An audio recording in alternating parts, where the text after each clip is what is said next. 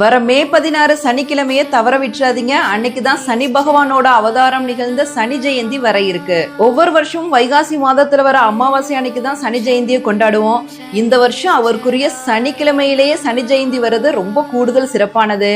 7.5 சனி, அஷ்டமத்து சனி, கண்டகச்சனி இதால அவதிப்படுறவங்க அன்னைக்கு போய் சனி பகவான கட்டாயம் வழிபடுங்க. அவருடைய பாதிப்புல இருந்து பெருமளவு குறையும்.